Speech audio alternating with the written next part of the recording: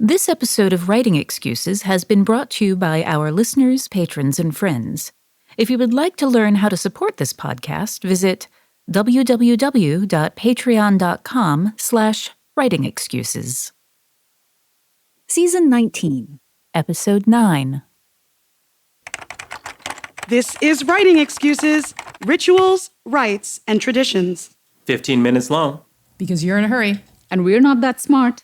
I'm Erin. I'm DongWon. I'm Fonda. I'm Mahtab.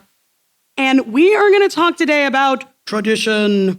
We're going to be talking about what happens when you take beliefs in a world and make them tangible by turning them into practices. This happens in our real world, and it often happens in our fiction.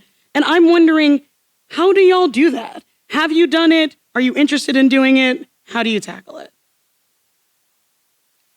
Absolutely. I think it is definitely a very important, I would say, a point for world building, because that is how people, first of all, when you develop rites or any kind of rituals, which is, and I'm talking about experience, which is what I did for my novel Valley of the Rats, I built up these traditions and these rites that the people in the village go through.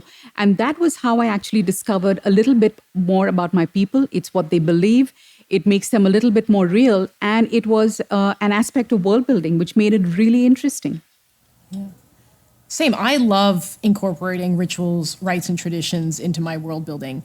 If you think about our own daily lives, we go through the world performing a whole series of rituals, rites, and traditions, many of which we're somewhat unconscious of, right? Everything from our day-to-day practices of, holding the door open for another person, to the order in, which your family members talk when they're gathered together, to big scale traditions like our holidays and, our societal values and principles. Like, those all feed so much into our day-to-day lives that, to the extent that we can incorporate them into our fiction, it will make our fictional worlds that much more believable, that much more realistic, and that much more vibrant and tangible. Yeah, one of my clients once told me, Kate Dollarhide said that the three things you need to define a culture are births, weddings, and funerals. And if you have those 3 points of a person's life, you have a strong understanding of what makes that culture work. Because when I think about world building, I think less about the material, physical things that make up that world, and more about what are the rules that define the society, right? What's important to people? What are the taboos that you can't break? And so those 3 points of how do we treat a new life, how do we celebrate people coming together, then how do we honor a loss, I think are the things that we really communicate to the audience. This is what our characters value, this is what they aspire to, and this is what they're afraid of. And I'm curious, does it come that way for all of you? Like, is it something where you decide, here's the value, here's the culture, I'm going to create this tradition or ritual? Or are you like, I want to make this really cool ritual, I will figure out the culture that would make it happen? Is it always the same way for you, or one or the other? I normally, because a lot of my stories have been set in India, I take that, the culture that currently exists as the starting point, but then I will try and add a few fantasy elements, or I'll try and switch it around a bit, go against people's norms or beliefs, and just try and make it a little bit more interesting. And, because I love scary stories and horror, I will add a horror element to it as well, which is most people are not going to, but the main thing is that I want some kind of a reaction from the reader. So I will take something that's existing and then I try and tweak it. And, and I think sometimes, when you take something existing and tweak it, not only are you showing differences between what people believe, but sometimes you can even show similarities between different cultures or different beliefs or tribes and different people. So it's a good way to play with things and play with the character and the world. And I love doing that. I start with the premise of my story world, which for me involves some speculative element. And then I go through the thought exercise of what are the implications that entails for the society and for the individuals that navigate that world. So the example of the Greenbone Saga, I had a coded East Asian society, but there's a speculative element that doesn't exist in our world, which is this magic jade that confers powers. And so an entire society has been developed around this one resource, and there's a whole culture that is grounded around the practices and traditions and beliefs surrounding this speculative element that I've introduced into the world. So I couldn't just go and wholesale take an East Asian culture and then transplant it into my story world. I had to create this this hybridized world where I was cueing certain rites and rituals and traditions that readers would pick up on as being East Asian in origin, but then just weaving it together with my own imagination based around what kind of world I wanted to create around the speculative element.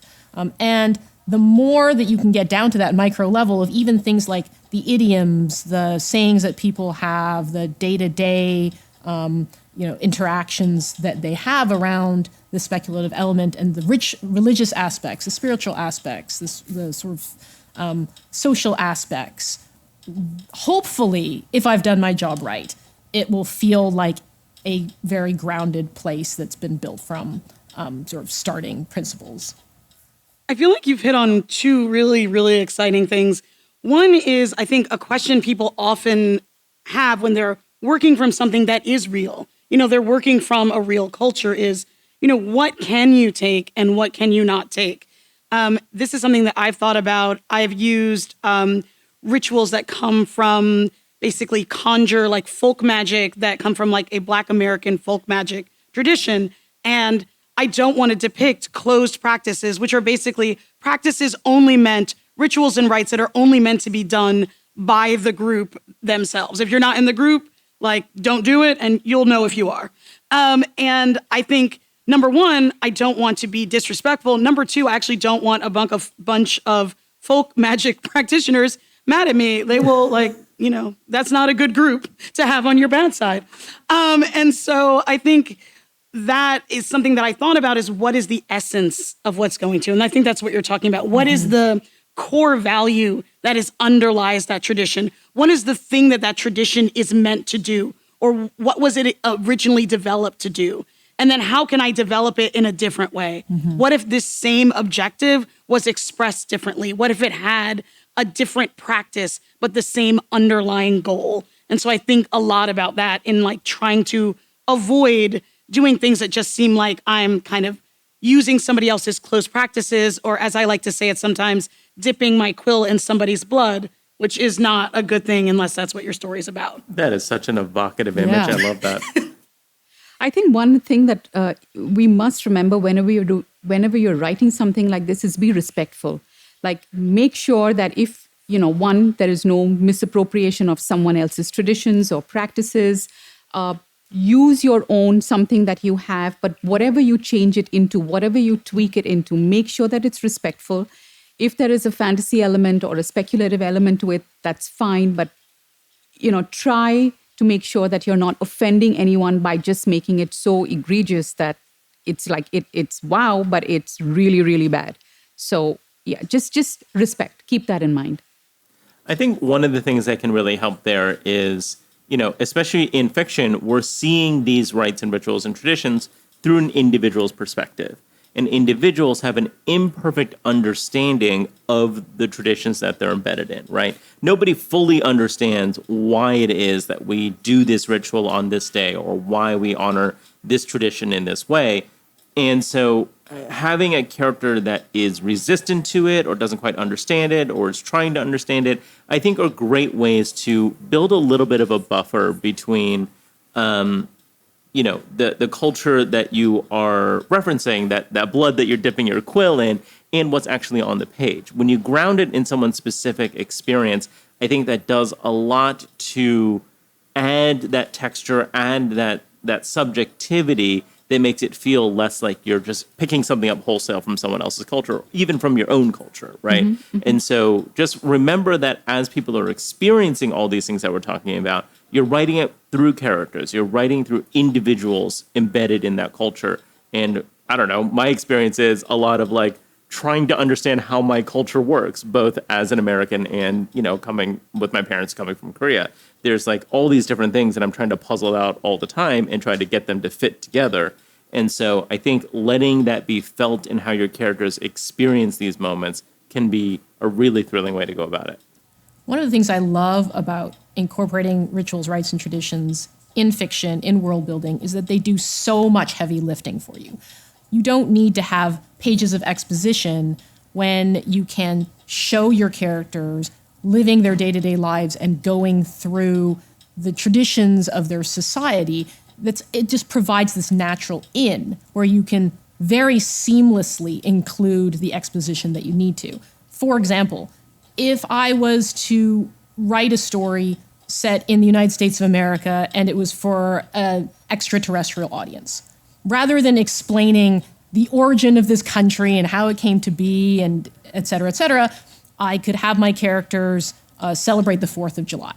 There's an automatic in for me to, through the traditions of the society, give a bit of background on where the origins of the society and how people celebrate it.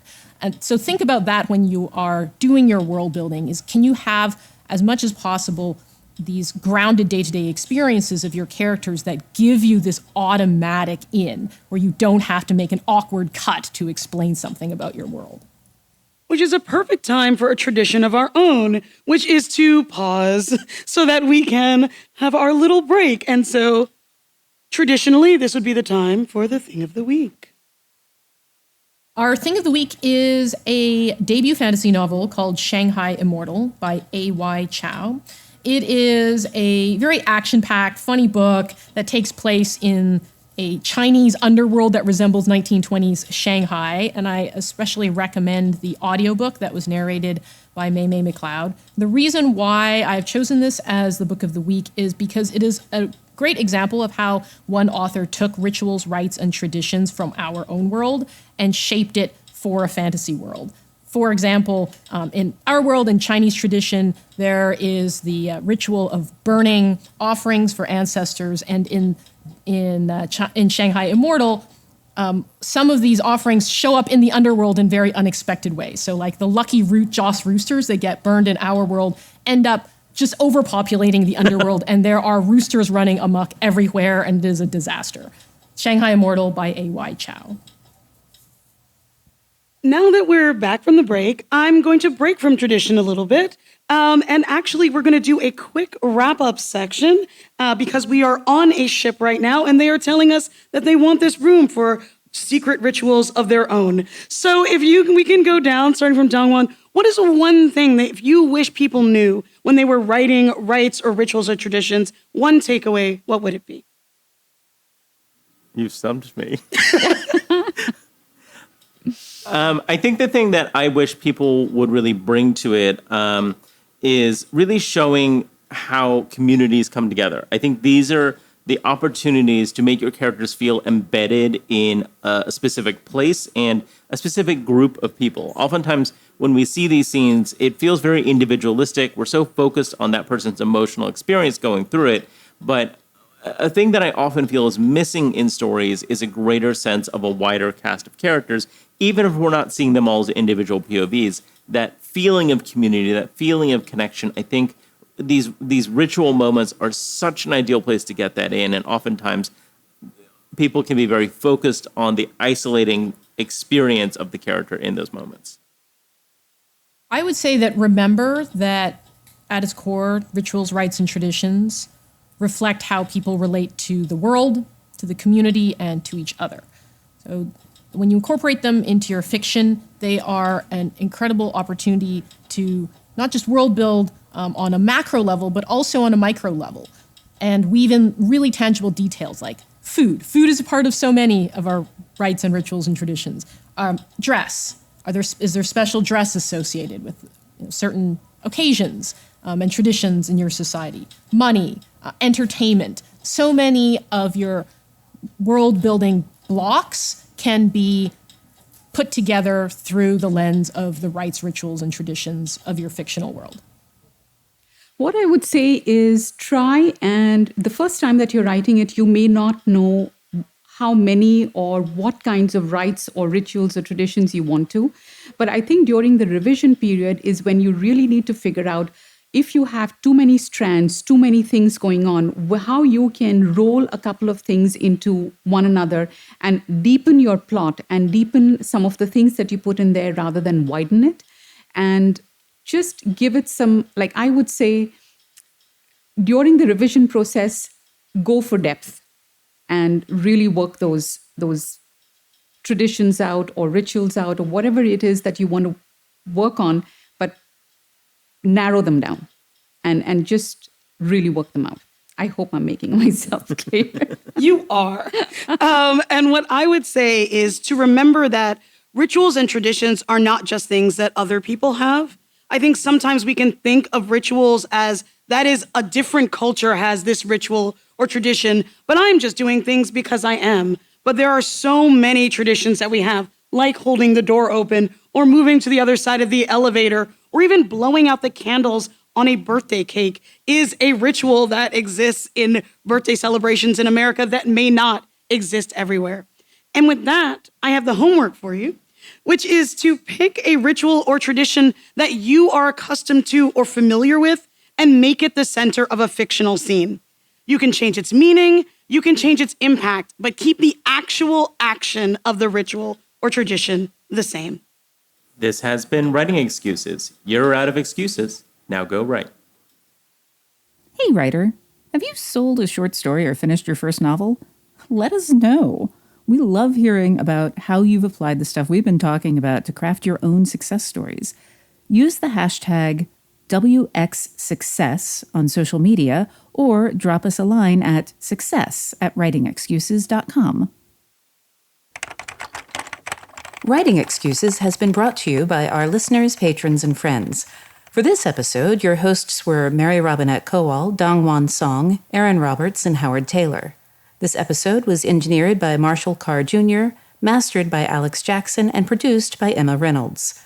For more information, visit writingexcuses.com.